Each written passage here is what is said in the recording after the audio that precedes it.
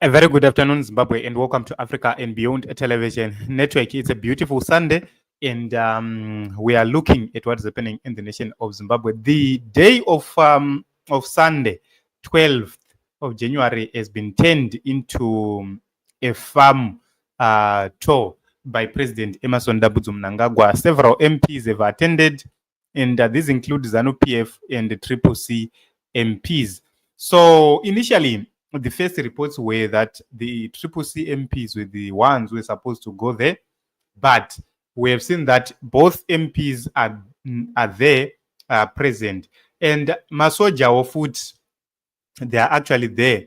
And these are some of the pictures of Emerson Mnangagwa with the soldiers. I'm not so sure. Maybe they're from the Presidential Guard or whatever, but I'm not so sure why these soldiers are there. This one you can actually see ane red thing ako. Kanoa kasiripa komana vepijia.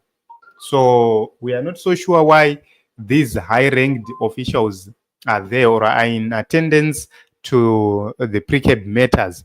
So Advocate Fadzai has raised several issues about this attendance. Zvanzi, do you think munhu akaenda kunodyika mazondo kufarm will in any way, shape or form challenge an amendment to the constitution giving ED a third term or a term extension?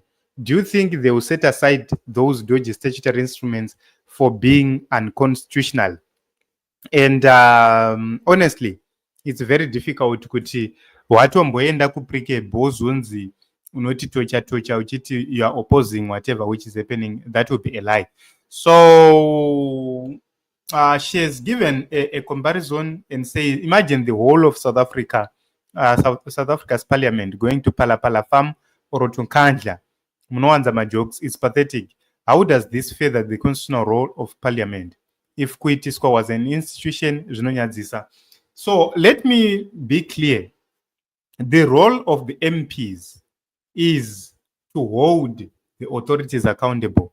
How can the MPs hold Emerson Mnangagwa accountable when they are in bed with him, they are being invited to the farm, doing all sorts of these things? Who is catering for the cost of their travel?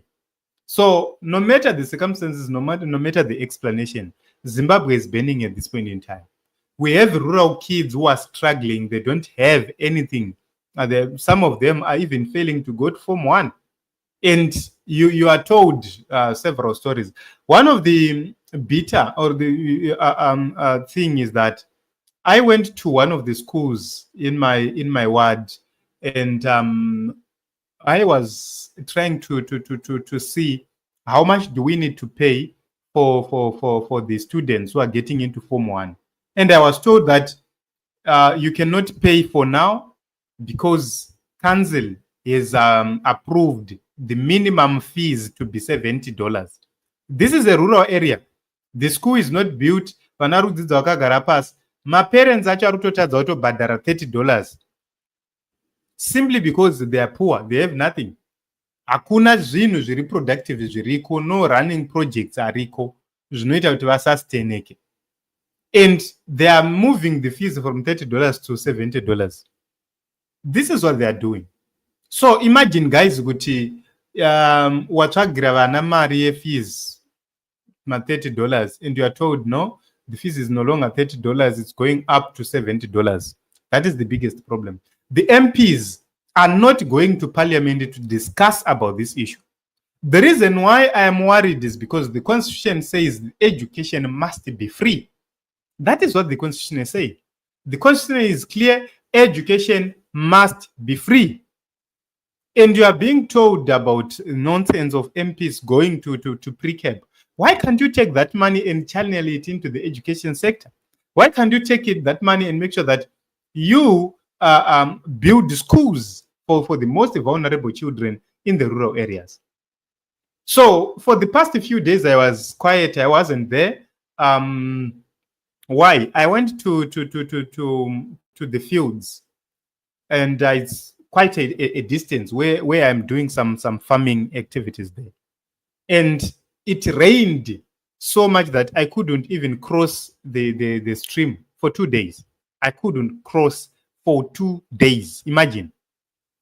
It's that road is very, very busy. It connects Zimbabwe and some towns, probably Chiredzi and Mozambique. There, it's a very busy road, but they are not prioritizing putting bridges on that road. If you go onto the map, it indicates that it's a tarred road, but in reality, it's not. And you ask questions, what is really happening? What is wrong with this government? So they don't care.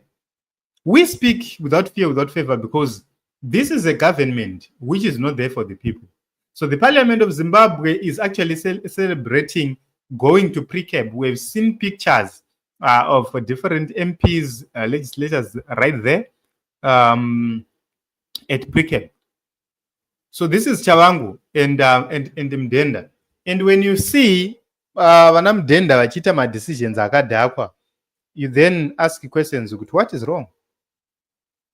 Yes, they will have to make those decisions, being told what to do with politicians, because ndokwavanozwera ndokwavanoenda ndokwavanenge vachiita zvinhu zvese izvi.